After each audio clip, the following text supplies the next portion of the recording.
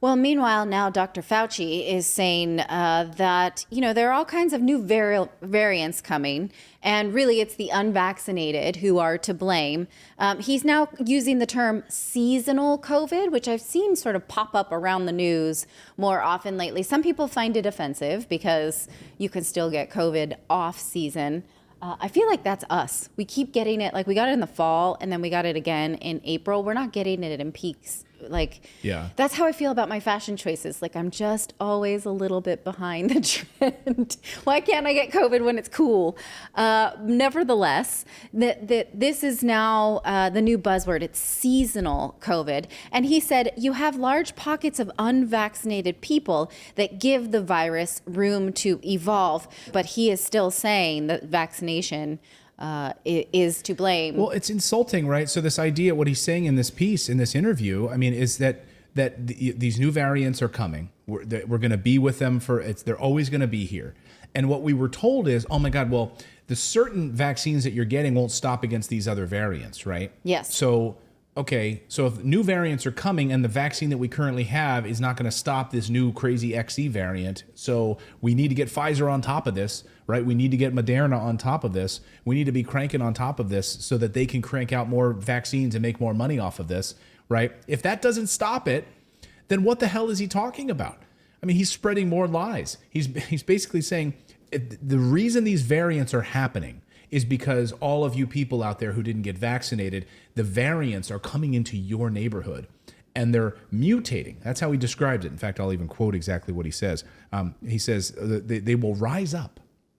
They will rise up in places where you have large pockets of unvaccinated people that give the virus room to evolve. So he's blaming it on unvaccinated people that we're getting these variants. But he's lying because before that, he's told us that we were going to see variants occurring for many, many years to come. Right, vaccine or no. It's the same thing with the flu. You're going to have variants of the flu. Yes. I mean, for years to come, all sorts of different viruses, all sorts of different variations of COVID-19 or the coronavirus. So this bullshit that this is going to open up in places where you have large pockets of unvaccinated people, these new variants that we now need to see blips on the radar. We need to worry about these things as we go forward. And this doesn't account for, but just yesterday we reported that 3 CDC doctors had walked out on the recommendation for a 4th booster, saying, look, we're only really measuring antibodies at this point. We're not measuring the B and T cells, which are also very important for immunity. So all of these people that caught COVID now have a stronger natural immunity through these different cells. It doesn't account for the fact that, what is the impact of those people? Are those people giving the virus room to evolve if they are walking around with the more immunity from a natural infection? I don't understand how that can be explained. Yeah.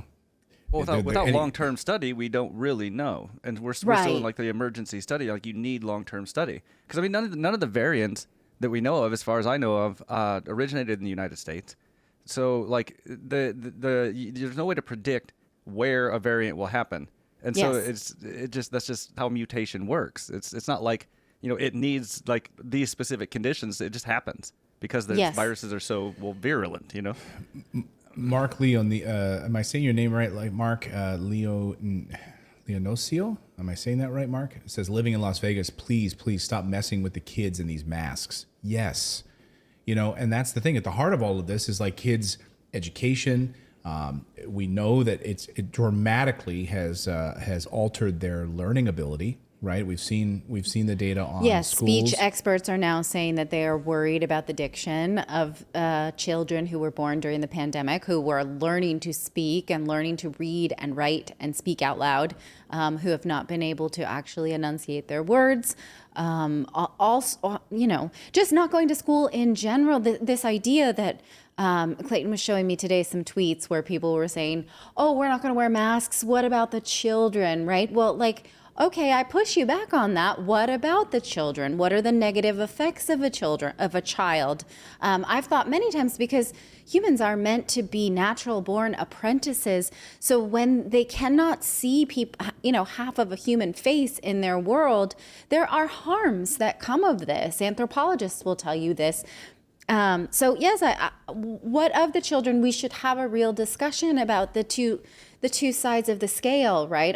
Are we protecting children really from COVID, or if you have an immunocompromised child, should we mask that child? Or are we harming children in general with sort of a fear-based society that's not a non-zero variable? Right. I mean, just at the heart of it. That is a non-zero. That was a double negative, which I just said. But I'm so used to your double negatives that I invert them. Yeah. Because you'll say to me, are you not going to do, like, and my son does the same thing. Miles will go, Mommy, it comes from, well, we live in a country that's a Romance language. And so speaking. But you've said this before that. Yes, because when you speak in Romance languages, you're used to double negatives, and I don't know, I do. So anyway, that is a non-zero variable. Right. But again, we come back to this confusion, again, led by Captain Confusion himself right now. Come on, man. Sorry, I mean, we don't know. We don't exactly know what's going to happen. You're going to have, and there's all this like vilification of this judge now. It's a Trump-appointed judge, and what? She's not a doctor.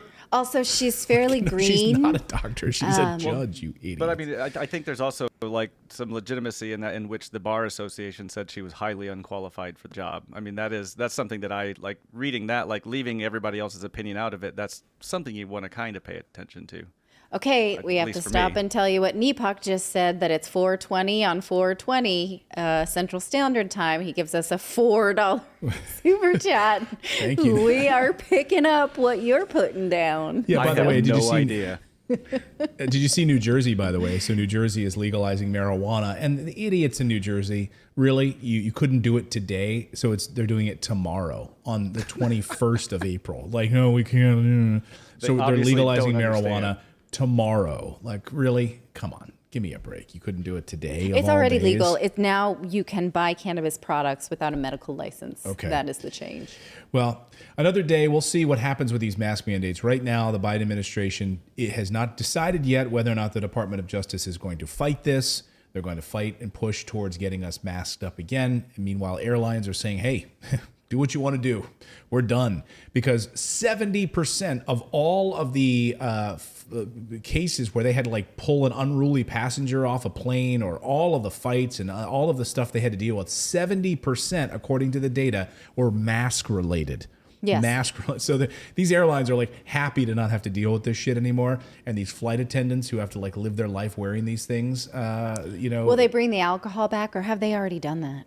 I think alcohol's back, isn't it? I don't know. Yeah, it's been back for a while on any flight I Oh, okay. All right. Not that I would drink, but yeah, you don't drink? I do. Oh. So does Grover.